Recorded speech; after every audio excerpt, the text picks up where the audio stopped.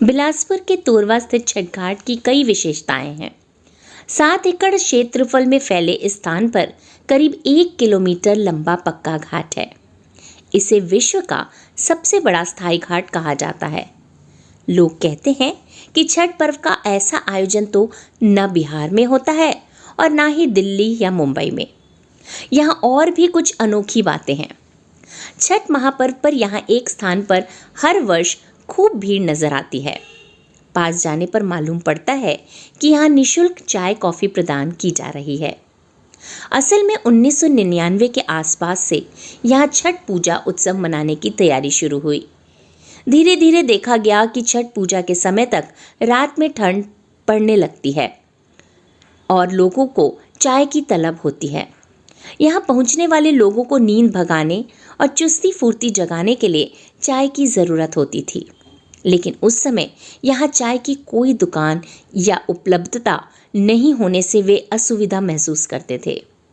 इस असुविधा को डॉक्टर धर्मेंद्र कुमार दास ने भी महसूस किया। वर्तमान में पाटलिपुत्र संस्कृति विकास मंच के अध्यक्ष डॉक्टर धर्मेंद्र दास ने बताया, आवश्यकता ही आविष्कार की जननी है। छठ पर्व के दिन चाय कॉफी की ज़रूरत को देखते हुए उन्होंने सेवा भाव के तहत निःशुल्क चाय उपलब्ध करने की पहल की और अब तो उनके और उनके सहयोगियों के द्वारा यहाँ छठ पर्व पर हजारों लोगों को निःशुल्क चाय कॉफी पिलाई जा रही है। जब यहाँ शुरुआती दौर था, बहुत कम लोग घाट पे आते थे। तो रात को वॉलेंटियर्स, हम लोग जो समिति के सदस्य और यहाँ पर जो कुछ लोग आते थे छठ बत्ती के साथ में। यहाँ दूर दूर तक कोई दुकान नहीं था चाय का उस समय में। और रात को ठंड नवंबर में कभी होता है, ये पूजा अलग अलग समय में होता है, तो उस टाइम पर ठंड हो जाती थी।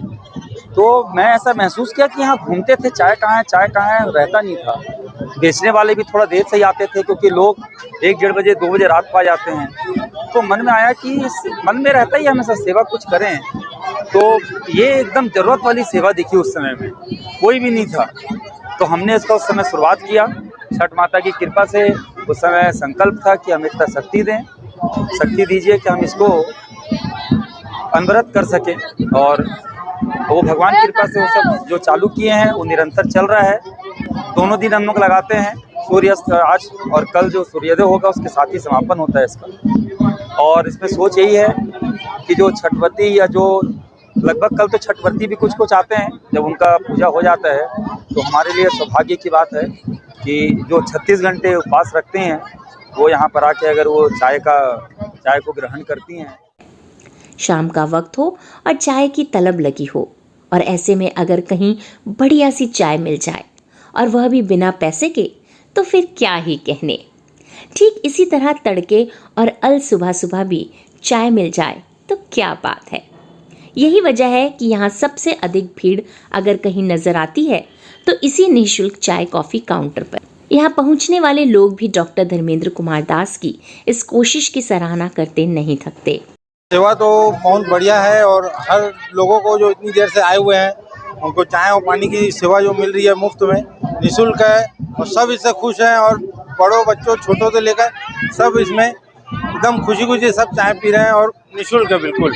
और पिछले 20-25 सालों से छठ घाट में छठ का पूजा होता है। इसमें जितना मतलब सेवा और स्वच्छता का ध्यान दिया जाता है वो तारीफ़ काबिल है और बहुत अच्छे तरीके से मैनेजमेंट को तैयार किया गया है। सिर्फ इस काउंटर पर ही निःशुल्क चाय कॉफी नहीं पिलाई जाती, बल्कि वॉलंटियर बाकायदा घाट पर घूम घूम कर जरूरतमंदों को चाय और कॉफी पिलाते हैं। ऐसा सेवा भाव और दानशीलता बहुत कम दिखाई पड़ती है। कहते हैं भूखों को भोजन कराने से पुण्य प्राप्त होता है। पता नहीं चाय के तलबगारों को चाय उपलब्ध कराने पर क्या प्राप्त होता है, लेकिन यहाँ चाय पीने वालों के चेहरे पर जो संतुष्टि नजर आती है उससे एक अलग तरह का आनंद जरूर मिलता है। S Bharat news, Bilaspur.